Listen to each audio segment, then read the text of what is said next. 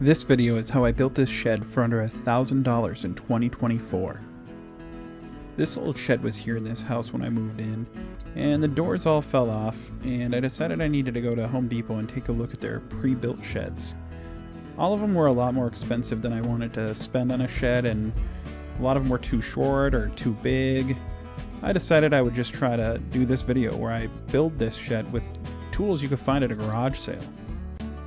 So I decided to load up my car with lumber and pavers and some gravel and get started on this project. If you want to follow along and build this same shed for $1,000, I put the building list in the description below.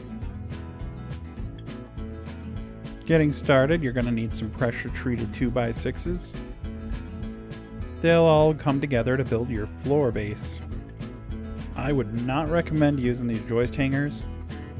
They're just kind of a pain in the butt to put on, and they don't really do that much, but if you want to use them, you can. Then you'll need to get a couple pieces of pressure treated plywood. And that's basically what you use for your floor. Then you need lots of 2x4s. You also need to get some type of siding. I like the LP Smart siding. And you're going to need some OSB for the roof. Now I did a whole bunch of cutting and measuring and cutting again. I'm going to skip most of that and just show you guys what the walls look like, but there's other tutorials on YouTube on how to actually set up walls or put them up, but they're pretty basic. You just put them together and stand them up and nail them down.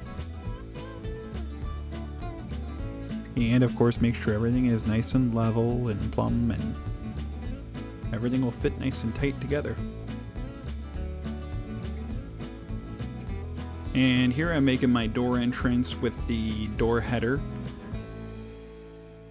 And did I mention how many nails and screws you're probably going to use in this build? It is going to be more than you expected. Always get an extra box or two more than you think you're going to need, because you probably will run out and end up back at the hardware store. So I added in my second top plate just for stability. And then I put up the siding. The siding was a little harder to put up than I thought because I was doing this completely by myself. But the rafters ended up being easier than I thought because it was a lot lighter than the last cabin build that I did. If you've never tried to do a rafter system before, I recommend it. I think it's really simple, strong, and gives you some extra headroom inside. I just used a 2x4 for the fascia, and I added some drip edge, and then I used some of the ice and water shield, or you could use tar paper. I had to just get 2 packs of the architectural style shingles and 1 pack of the 3-tab shingles. I used the 3-tab shingles as the ridge caps and as the starter shingles. I think the most tedious process of this whole thing was doing this trim. Or maybe it was this paint, but I think I knocked it out of the park with the color. I don't actually remember the name of this paint color, but I'll try to find it and put it in the description below.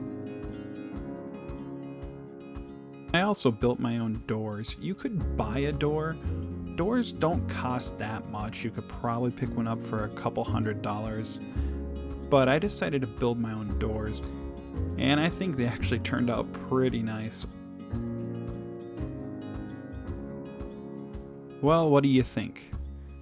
I'd say leave a comment down below and let me know your thoughts. And if you do decide to build this shed, that'd be cool to hear too.